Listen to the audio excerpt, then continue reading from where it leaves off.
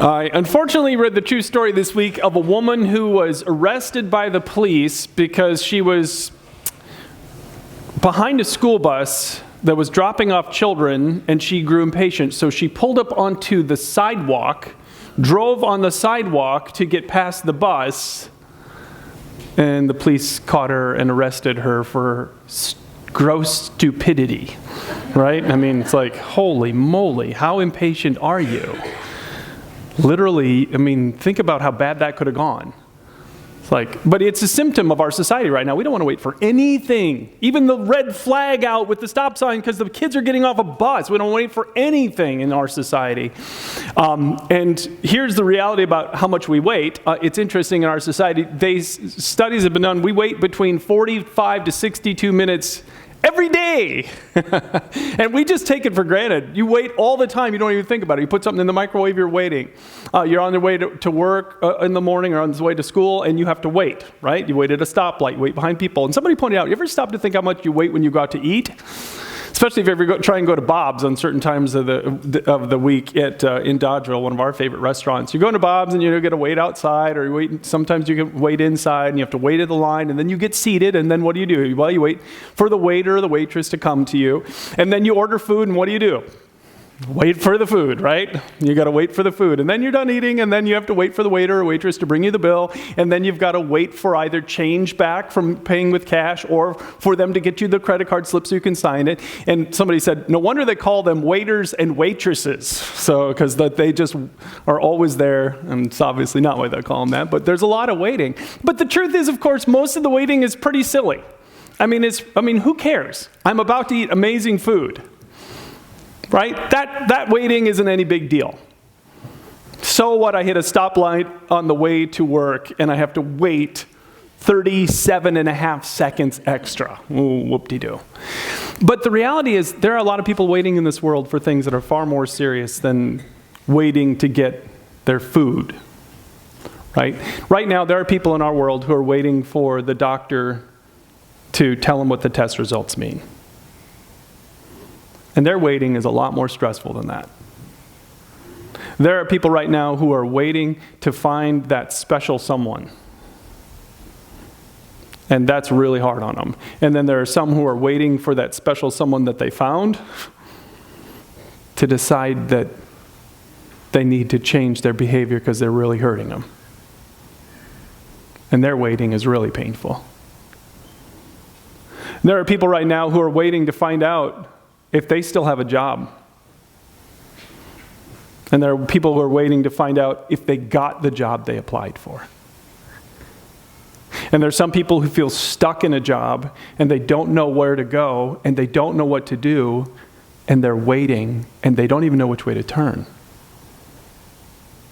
And then some people, maybe some of you, have kids that are on paths that are really not healthy for them, and you are waiting for the day when they open their eyes and say, not that direction anymore. Are you waiting on anything in your life right now that's big? I am. I don't even pretend like I'm not. I made a list of some of the things I'm waiting for, and 4 of the biggest are right here in front of me. And I don't know about you. I don't know what happens inside of you when God makes you wait. But in my past, some of the most confusing spiritual moments of my life have come when God has made me wait on important things. And in the past, sometimes those waiting periods have hurt my faith. They don't hurt it anymore, but I don't always handle it right. So we're in this series that we've called Wise Up. And I've told you at the start of this that we were going to focus on the book of Proverbs and talk about wisdom, but as I was prepping this series, I'm going entirely out of the book of Proverbs. To my knowledge, not a single verse from Proverbs today.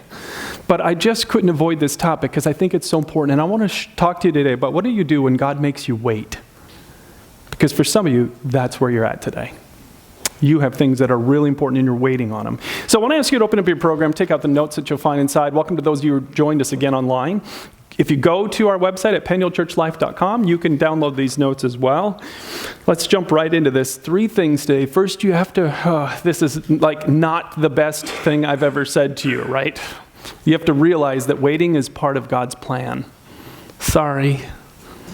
I apologize. We all wish that wasn't true, but the reality is it's true.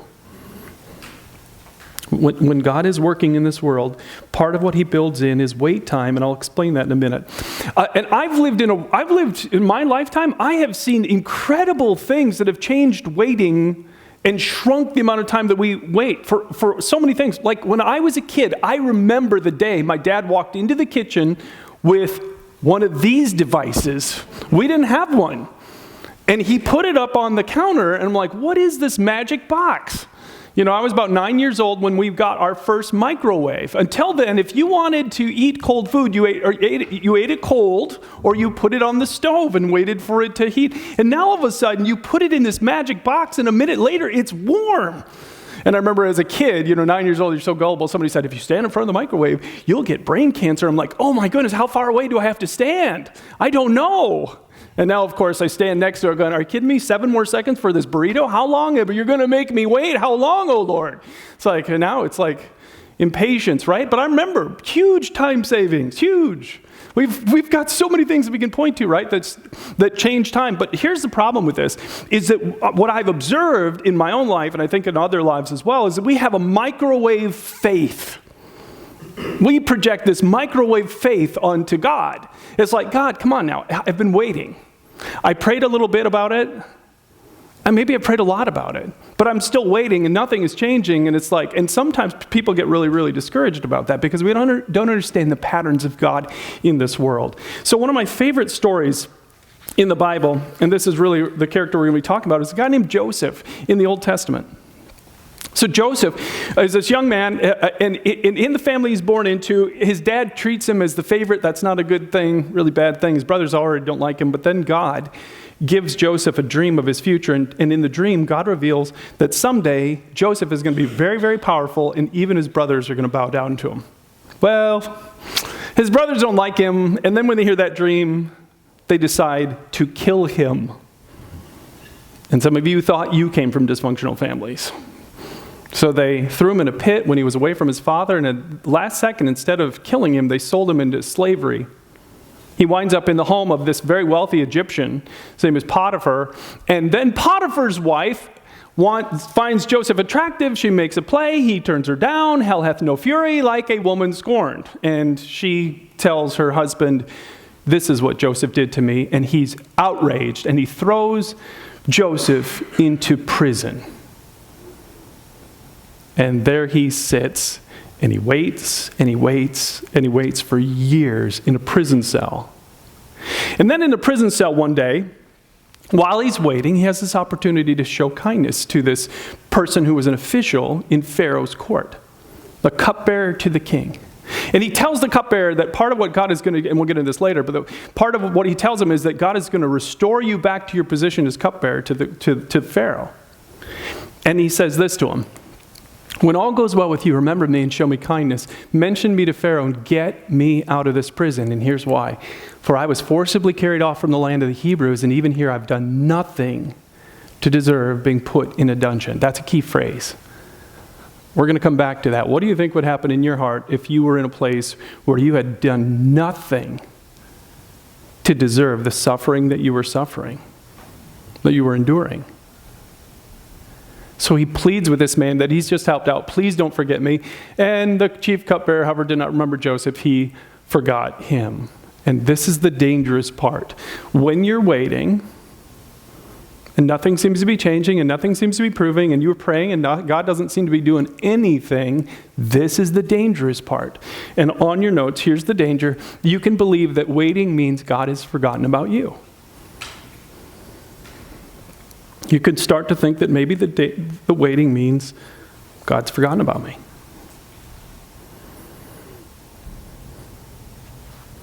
And maybe that's even in your mind today.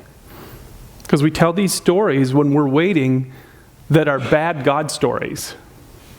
Oh, I'm waiting because maybe he just doesn't, maybe he forgot about me. Maybe my pain doesn't matter to him. Maybe these issues don't matter to him. Maybe he just doesn't care, and we tell these very negative stories about God. And we ignore the fact that all throughout the pages of the Bible, God has kept his promises even though it meant waiting. Moses waits 40 years to deliver. He's a shepherd for 40 years before God finally says, now go back and tell Pharaoh to let my people go. He waits 40 years. Joshua and Caleb waited 40 years to get into the promised land. Abraham, after God says, you're going to have a son, 24 years go by. 24 years. How many of you would have the patience to wait 24 years for anything? And God said, here's the promise, and all this time passes. I was thinking about the shepherds, and the birth of Jesus. The night he was born, the angels say, here's good news, great joy for all people. And when does Jesus start his teaching ministry? 30 years later. And probably all those shepherds were dead by then. And they had to wait. And over and over again, you see in the Bible that God, there are promises. It's not that the promises aren't going to come true. It's that there is waiting built into the time. And the question is, why does he make us wait? Why can't we just have microwave Christianity? I put in a little prayer, I get the answer, I eat my warm burrito, off we go. Why can't it be simple like that? And in my life, there are multiple things I've seen looking back. Circumstances may not be right yet. That's the whole thing with Joseph. God had made this promise to him, but the timing wasn't going to happen until here, 30, 40 years later. The timing wasn't right yet. For some of you, you're waiting, and you're waiting, and it's not a no from God. It's just wait because the timing isn't right yet. Sometimes what we're asking for isn't what's best for us. And so, I've seen this many times in my life where I'm pretty confident I know the right path forward for myself.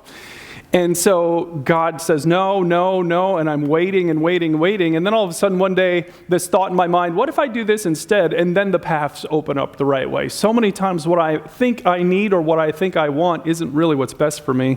And God has to wait until we get to that point where he can say, that's really not the path I want you on. Sometimes he's waiting because he's trying to develop patience in us. Oh boy. If I were to ask you today, how many of you think that God has you waiting in some area of your life because he's trying to develop patience inside of you? Absolutely, my hand goes up right now. I know, I don't doubt it, I know it, that one of the reasons why some of these things I'm waiting on haven't happened in my life is because I know that I'm not a patient person. One author put it this way. He said, God wants us to see results as we work for him, but his first concern is our growth. That's why he often withholds success until we have learned patience. Do you know how you learn patience? You wait. Oh, but there is a key to this one that I only recently understood. It's my wife who helped me understand this. Did you know that there is a difference between waiting and waiting patiently? Did you all know that? I'm 52 years old, and it's a new revelation for me. Some of you caught that a long time ago. Nope. There's a world of difference between waiting and waiting patiently. So once the distinction became clear in my mind, all of a sudden it's like, oh my goodness, God, I apologize. I thought I was doing great because I'm waiting, and I'm not waiting patiently. And that's the command in the Bible. That's why I tell you today, I know one of the things that God is doing in my life right now is developing patience inside of me. By the way, think of how important patience is with God. Are you grateful that God is patient with you? One of the most important qualities, I depend upon that quality every single day in God, that he is patient with me. And he wants to create himself inside me. So he wants his patience to show up inside of me. That's why he's got me waiting. But then the big one. He may be trying to get us to just depend on him. Many times the waiting is because we're not at a point where we're really trusting in him. And let me give an example of this. Because I don't know if you've ever been to a circus and you've seen trapeze artists and what they can do. I was reading an interview this last week with two people who they do this for a living. And there are rules about this, which I didn't know about. Obviously, the definitions make sense. One is the flyer. You can see which one's the flyer, and the other is the catcher. Whenever you got trapeze artists, one's the flyer and one's the catcher. And they said there's a rule, and here's the rule. when the flyer is flying, their job is to keep flying and wait for the strong hands of the catcher to take hold of them at the right moment. The flyer must never try to catch the catcher. The flyer must never try to catch the catcher. The flyer's job is to wait in absolute trust. Makes sense, right? How many of you would want that? Right? I don't want it, but it's actually a pretty accurate picture of what God wants from us in those waiting times. He promises he'll catch us. He promises we won't fall. And he says, here's what I want from you. Absolute trust in the times when you're waiting. So how do I keep my trust and faith going in this time? I put the right story in my mind. Here is the right story in every waiting moment of my life. The right story is that God has a purpose in the waiting. That's the right story. But God has a purpose in the waiting. You know, I have the benefit of hindsight. When you look back on your life, and you know, I've been following Jesus since I was 14 years old. Over and over and over again, I grew impatient, and I got tired of waiting, and I even got frustrated and angry at God at times in my life. And I can remember one time specifically where I was waiting, and the stakes were really high, and it just seemed like he wasn't doing anything. Ever been in a bigger hurry than it felt like God was?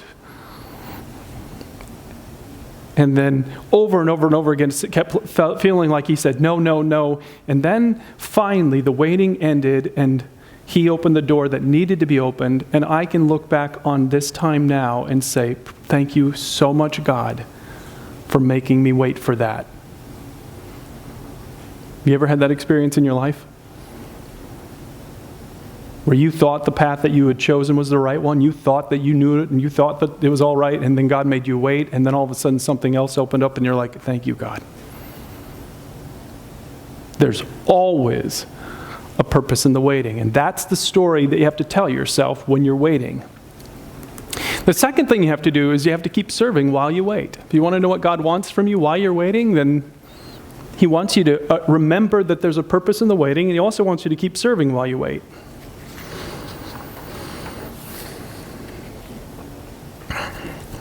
One of my favorite impatient stories. You ever gone on a long car ride with young children? Ever done that in the back seat? You know what they say over and over again, right? Are we there yet? Are we there yet? Are we there? So this little 4-year-old boy was in the car with his mom, and it was a long car ride, and he kept saying it. Are we there yet? Are we there? And finally, mom reached the boiling point, and she's like, stop saying it. Don't say it one more time. No more. Don't hear it. And so the little boy was quiet for several miles until finally he said, Mom, will I still be 4 when we get there? It's like, oh, yeah, waiting can be hard, right? Back to Joseph. Now, one of the things I find so interesting about Joseph is we don't have a lot of detail about what he did, but we know that wherever Joseph went, either in Potiphar's house or even in the dungeon, in the prison, he brought a strong service attitude. Now, here's what, before I get into this and show you this, I want you to understand, and you understand this. There are 2 key things that make a good worker, right? Both of them. So think about if one is missing. Some of you work with people that have strong ability, they're good at their job, but their attitude stinks. Isn't that pleasant? Don't you love when they show up, right? Or how about the other one? How many of you have worked with somebody who's a really nice person, but they're late all the time, they don't get their work done, they miss details, they don't seem to care about their job? I mean, right? So the ability is low. It's both that makes someone a really good employee, or in our case, as followers of Jesus, servants. Servants need both of these. I'm a servant of Jesus in this world, so that's what I know what I am. So that means I need to do the best with what I have, and then I also need to make sure that my attitude is right. Now, when Joseph goes into Potiphar's house, he rapidly rises to a high rating as a servant in the house because both those things are present. So how do I know that? Well, because of what happens when he goes into prison. Potiphar throws him into prison after the false accusation of his wife, and look at what happens. The warden, after time had passed, put Joseph in charge of all those held in the prison. Same thing as in Potiphar's house. He rises up to the point where the warden trusts him so much that he makes him responsible for all that was done there. You don't get that without these two things, right? No chance. And Joseph could have sat in a corner, right? He could have gathered everybody around and said, let me tell you my sad story. It's a sad story. My brothers hated me. They wanted to kill me, and I was falsely accused. And everybody could have sat next to him and said, oh man, you got to get a new God. Your God is terrible, right? And he could have had pity parties every day, and instead, none of that. No evidence of it in the story. Instead, he goes to work with ability and attitude everywhere he's at and serves so much that he even gets the attention of the warden of the prison who puts him in charge of the whole place as a prisoner. So whatever he was doing, wherever he was, he brought this incredible servant attitude where I'm going to do the best I can. I'm going to have a positive attitude, even in a dungeon. And by the way, if you don't understand this, this is the key to his freedom eventually. How you serve while you wait. In Joseph's case, this was the key to him eventually becoming free. He doesn't get free without this. Because eventually, one day, two servants who worked in Pharaoh's presence ticked off the Pharaoh. He threw them both in jail. And here's what happened. The captain of the guard assigned them to Joseph, and he attended to both of these people. After they'd been in custody for some time, each of the two men had a dream, and when Joseph came to them the next morning, he saw they were dejected. And this is the pathway that leads to his eventual freedom. He never would have been there if he wouldn't have had a servant's mindset while he was waiting. He never would have been there. The warden wouldn't have noticed him. Nobody would have cared. Everything that happens for his freedom happens because of his servant's attitude. So, this is tricky, right? I mean, how many of you, while you're waiting, are sitting here going, God, who can I serve for you while I wait? And how easy is it instead for us to get inward focused and just to look at our own problems and make it all about us? But here's the key to this. It's saying this prayer to God on a daily basis. God, what would you like me to do while I wait? Or in the serving language, who do you want me to serve while I wait? The most amazing story I've ever read about this was a woman named Esther An Kim. I read this in a book by Francis Chan years ago. Esther lived in Korea during World War II, and if you know anything about Japan, they conquered Korea during World War II, and they were brutal occupiers. One of the things they did is they set up shrines all throughout the cities in Korea, and they had a rule that if you would not worship at their shrines, then you would be imprisoned. She was a strong Christian. Esther was never going to bow her knee at one of these false gods' shrines. So she knew the day was coming when she was going to be arrested and she'd be thrown into prison, so she began to prepare. It's still one of the most amazing stories I've ever read about devotion to God. She began to only eat food that was starting to turn a little bit. You know, bread that was starting to mold, food that had been out too long, because she knew when she got to prison, that's all she would eat. She memorized over 100 chapters in her Bible because she knew when she got to prison, she'd have no Bible. She began to devote herself to countless hours of prayer on her knees because she knew the prison was coming for her. And God took away the fear of being imprisoned and filled her heart with so much love for people. That's what he'll do, by the way, when you make him your focus. He'll take away your fear and replace it with love. And the day came when she was arrested. And she was in a prison cell, and right away, when she was in the prison cell she was in, there was a young woman who was convicted of murdering her husband. They threw her into the prison cell with Esther. And she was so distraught, she just pounded on the door until finally the prison guards couldn't take it anymore. They came in, they tied her hands behind her back and threw her onto the floor, and it was a cold concrete floor. And so Esther immediately had this sense, help keep this woman warm. And so she spent that night warming the woman's bare feet. And then over the next few days, even though they hardly got any food at all, Esther gave her food rations for the next 3 days. And eventually her kindness and love impacted this woman so much, she started talking to her about her faith, and she was open, and that woman became a follower of Jesus in the prison cell. Murderers, thieves, outcasts were all changed as they felt the love of Jesus through this woman in this prison cell. She wasn't content to just endure the waiting. Every day she had a prayer that she prayed when she opened her eyes and saw where she was. Every day, who do you want me to love for you today? I can imagine that's probably pretty close to what Joseph was saying. Because loving and serving are connected. Is that your attitude while you're waiting? Are those the words that you're saying to God? Does he hear those from you? You got me waiting, God. So I know there's a purpose in the waiting. Who do you want me to serve while I wait? Or who do you want me to love for you today in this waiting time? Third thing, number 3, and maybe of all of them the most important from my experience, is this. You need to learn how to demonstrate faith in the waiting times. Because faith is always what gets God's attention. And we don't have a lot, unfortunately, written about what Joseph believed and how he kept his faith going, but we do have a little bit of it. So here's the story. He's in the prison cell, and those 2 people from Pharaoh's court are arrested and thrown into the prison. They're assigned to Joseph. They both have dreams. Now, they knew, you know what it's like.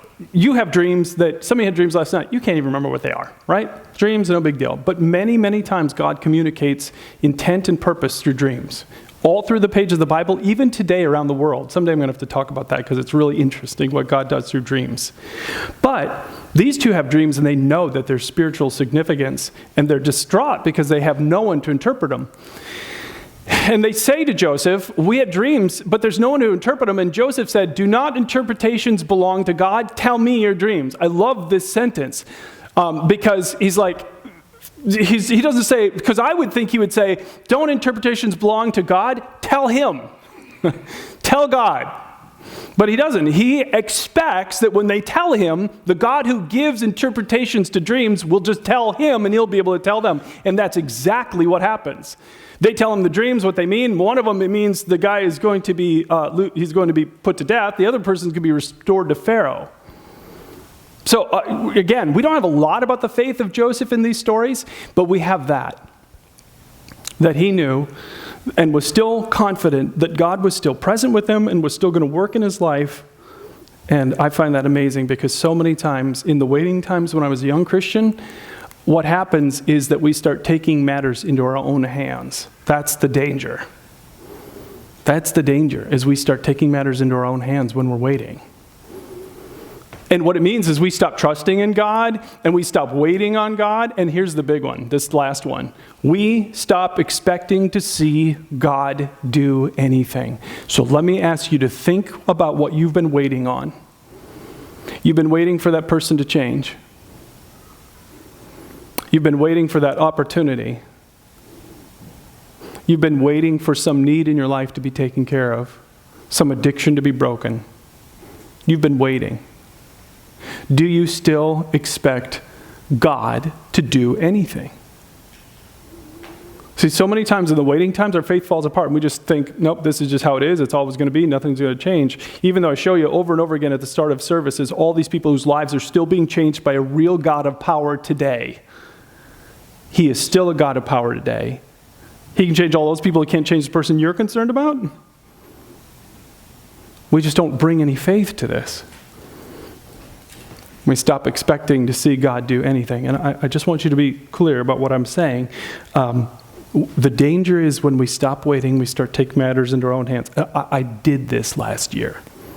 I know a lot about this because it's what I did last year. There was this thing that on my list of things that I've been waiting for.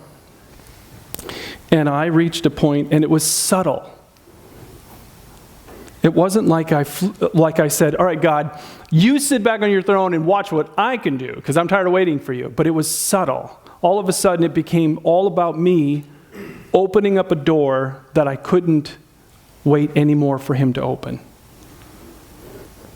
So I stopped praying about this waiting situation. I started trying to figure it all out myself. I worked like crazy. I made it my focus and my God. It was more important to me than God. Because I spent little to no time with him. I made this my focus. And let me tell you the wonderful things I experienced during that entire about 6 or 7 months. Highly stressed, super frustrated, anxious, ineffective, and lived with no sense of God in my life. Didn't feel loved by God, saw no answers to prayer from God, felt no experiences where it was like God showing up in my life, no grace of God in my life. Some of you can relate to those words, right? Because that may be how you're feeling today with the issue that you're struggling with. So how do you keep faith alive while you're waiting? You remember these things, and they're on your notes. You remember that his promises are unbreakable. He can't lie to you. And you remember that he's always at work in your life. Did you know that? Somebody said that God is at work in our lives in about 100 different ways, and maybe you're aware of 2 or 3. But I bet for some of you, you're not even aware of the 2 or 3. But Jesus cannot lie. He said, he's the one who said that. My Father is always working, even to this day. God the Father is working in your life right now in the areas where you are waiting. You can't see it, but he is absolutely working. So what you do is you say this to God. Thank you that you're working while I wait. That's what you say. Remember, if you thank him after he opens the door, you're like, oh, hey, thanks, God. That's gratitude. If you thank him before, that's faith.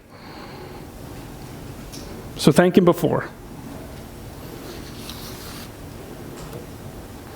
Last fall, I did a series on faith that kind of shook me out of my silliness of last year. And one of the outcomes that really changed was with one of those areas where I'm waiting. I wrote this prayer, and it is a prayer I pray almost every day to God. I made a photocopy of it from my prayer notebook, and I tell him what I need. I thank him that he's promised me to help with this need, and I thank him for that promise. And then right here on my notes, I do what I just talked about. I thank him for the delay. Have you ever thanked God for the delays? Have you ever thanked God for a delay? I thank him for my delay. And I say, thank you for the delay. You know what you're doing. And then I ask this question. It's a little different than the serving question, but I like the serving question better. What would you like me to learn while I wait? But I really like that question from that Christian saying, who do you want me to show your love to while I wait? Because he has a purpose in you waiting. Who do you want me to love? And then right here, thank you. Thank you while I wait. Because I know that there's a purpose in the waiting, and I know he's already at work. So where does God have you waiting in your life? My first question to you is, are you telling the right story in your mind today? Are you telling a God has forgotten me story? Or are you telling the story that says, there's a purpose in the delay, God knows what he's doing? Which story are you telling? One's going to destroy your faith, and one's going to keep it strong. Are you asking God who you can serve while you wait? That's a tough one. But the truth is, in the life of Joseph, he doesn't get out of that prison cell if he doesn't serve. Because he doesn't serve, he doesn't meet those guys that have the dreams. And all of his freedom eventually comes from those 2 men. And it's because he served and served so much that he got the warden's attention that he eventually found his freedom. So I just want you to think, what if serving where you're at while you're waiting is the very thing that God is going to use to eventually set you free? What if that's what he's asking? And just waiting for you to start serving so it can lead to your freedom? And the big one, are you thanking God that he is at work right now, even though you can't see it? That's faith. Gratitude is thanking him after he shows up. Faith is thanking him before. Are you thanking God that he is at work right now in that area where you are waiting? Let me have you bow your heads. Waiting is never easy, and for some of you, the waiting is really difficult and painful, and you don't know what the outcomes are going to be. But God has promised to be with you no matter what. And it's not a sign that He is not with you. Don't let that item, whatever it is, that thing that you want, even if it's a really good thing, become more important to you than God. So the spiritual life only works when God is what you want more than anything in this world. Maybe for some of you spiritually, it's time to get Him back in the spot where He belongs. To tell Him that what matters most to Him is not what He can give you, but He Himself. For others of you spiritually, this is, again, we talk about this personal God who wants to be involved in your life. And if you want Him, He is. There's never been a moment of your life where He hasn't wanted to be a part of your life. He loves you so much that He gave His Son to die on the cross for all of our sin in this world that we've brought, all the unloving things we've ever said and done.